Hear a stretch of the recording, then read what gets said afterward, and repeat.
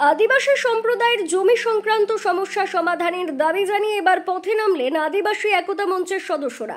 বৃহস্পতিবার ওই সংগঠনের পক্ষ থেকে খাতড়া শহরে মিছিল শেষে ব্লক ও মহকুমা ভূমি ও ভূমি সংস্কার দপ্তরে গিয়ে তাদের 11 দফা দাবিপত্র তুলে দেন।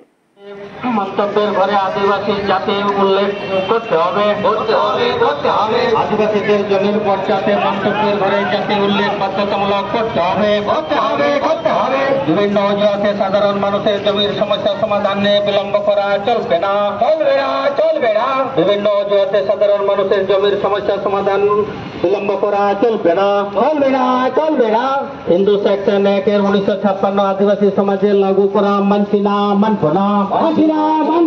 হিন্দু সেকশন 1 1955 আদিবাসী সমাজে লাগু করা মানছি না, মানবো না। আদিবাসীদের জমিতে লাগু করা হচ্ছে কেন?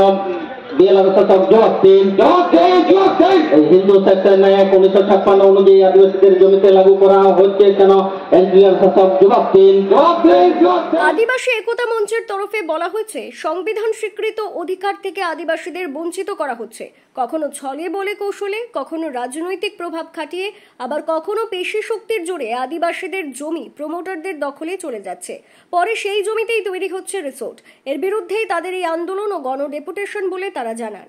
ইউফাওয়ের সমর্থনে আদিবাসী একতা মঞ্চের ডাকে এবং অন্যান্য বিভিন্ন আদিবাসী গণসংগঠনের সহযোগিতাতে আজকে আমরা খাতড়ার এসডিএল অ্যান্ড এলআরও এবং বিএল অ্যান্ড এলআরওর কাছে এই মহকুমা এলাকার এবং মূলত খাতড়া ব্লক এলাকার আদিবাসীদের যে জমি সংক্রান্ত বিভিন্ন সমস্যা, সেই সমস্যার সমাধানের জন্য বিভিন্ন দাবি নিয়ে আমরা আজকে ডেপুটেশনকে বিভিন্ন সময় দেখা যাচ্ছে যে আদিবাসীদের যে সাংবিধানিক অধিকার, আদিবাসীদের জন্য যে স্পেশাল প্রভিশনগুলো আছে, আদিবাসীদের যে নিজেদের যে বুনিয়াদী দাবিগুলো, হকগুলো আছে, সেগুলো ঠিকঠাকভাবে মানা হচ্ছে না। তার ফলে আদিবাসীরা তাদের অধিকার থেকে বঞ্চিত হচ্ছে এবং আদিবাসীদের যে জমি সংক্রান্ত সমস্যা, সেগুলো নিয়ে ব্লক দপ্তরে, বিভিন্ন ব্লকের যে ভূমি দপ্তর, সেখানে কাজ করার ক্ষেত্রে একটা গদিমসি ভাব দেখা যাচ্ছে।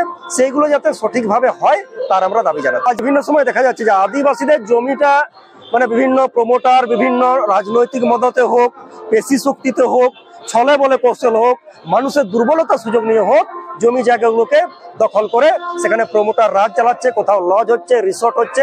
এইসব বিভিন্ন সমস্যা আমরা দেখতে পাচ্ছি এই বিশেষ করে খাতড়া ব্লক এলাকায় বা বিভিন্ন টুরিস্ট স্পটে আমরা দেখতে পাচ্ছি। এইগুলোর বিরুদ্ধে সঠিকভাবে তদন্ত করে যাতে যথোপযুক্ত ব্যবস্থা নেওয়া হয় তার আমরা দাবি জানাচ্ছি। আমাদের মূলত খাতড়া মহকুমাতে এবং বিশেষ করে খাতড়া ব্লক এলাকায় যে আমাদের পর্যটন কেন্দ্র মুকুটমণিপুর আছে এবং তৎসংলগ্ন আমাদের খাতড়া শহর কেন্দ্রিক যে জায়গাগুলো আছে আদিবাসীদের জায়গা, সেইগুলো বিভিন্নভাবে আমরা দেখছি কীট কৌশল করে অন্যান্য জমি মাফিয়ারা তারা বিভিন্নভাবে এবং একটা শ্রেণীর ওই বিএলআরও অফিসের কিছু কর্মচারীর যোগ সাজসে আমরা দেখতে পাচ্ছি অনেক সহজ সরল আদিবাসীদের জমি কিন্তু তারা বিভিন্ন উপায়ে কেড়ে নেওয়ার চেষ্টা করছে এবং তাতে করে খুব ভীষণ অসুবিধা হচ্ছে আদিবাসীদের। আমরা দেখতে পাচ্ছি এই বিষয়গুলো নিয়ে। শুধু এটা নয়, তার সঙ্গে আরও আদিবাসী কেন্দ্রিক জমি জায়গা কেন্দ্রিক আরও অনেক সমস্যা আছে। যেমন আদিবাসীদের বৈধ হয়তো দলিল আছে, আমরা দেখতে পাচ্ছি সেই বৈধ দলিল থাকা সত্ত্বেও আদিবাসীদের জমি কিন্তু রেকর্ড করছে না। 2 নম্বরে আমরা দেখতে পাচ্ছি অনেক সময় আদিবাসীদের জমি হয়তো পূর্বপুরুষের 3 পুরুষ আগে পর্যন্ত তাদের জমি হয়তো 3 একর জমি ছিল, পরবর্তী ক্ষেত্রে সেই জমিগুলোকে হয়তো এমন করেছে যে জমি বিক্রি করেছে, কিন্তু অফিসগতভাবে সেই বিকৃত জমি তারা মাইনাস করেনি, যার জন্য আমরা অনেক সময় দেখতে পাচ্ছি যে 16 আনা মিল নাই, কোনো একটা নির্দিষ্ট দাগে 16 আনা মিল নাই। এই অজুহাতে সেই বৈধ জমি যারা ক্রেতা তাদের জমিও কিন্তু রেকর্ড করছে না। 1। 2 নম্বর হচ্ছে যদিও জমি রেকর্ড করছে, একই কেসেস, সেম কেসেস, কিছু এই ধরনের জমি টাকা দিয়ে ঘুর পথে হয়তো রেকর্ড করে নিচ্ছে অন্য লোক, কিন্তু লিগেল আদিবাসী কিন্তু সেই জায়গায় রেকর্ড করতে পারছে না। এই ধরনের আরও বিশেষ কিছু নির্দিষ্ট আদিবাসী কেন্দ্রিক জমি জায়গার বিষয়ে দাবি আছে এবং ওয়ারিশেন বিষয়ে আমাদের নির্দিষ্টভাবে বলা আছে যে হিন্দু সাকসেশন অ্যাক্টে যে বলা আছে যে আদিবাসীদের জমি যে কে ওয়ারিশ হবে, তা নির্দিষ্টভাবে বলা সত্ত্বেও খাতড়ার বিএলআরও কিন্তু আদিবাসীদেরকে বিভিন্নভাবে হেনস্থা করছে। বিশেষ করে সহজ সরল গরিব আদিবাসীরা তাদের সেই জমি থেকে বঞ্চিত হচ্ছে, যার জন্য আজকে আমরা ডেপুটেশন দিতে বাধ্য হচ্ছি।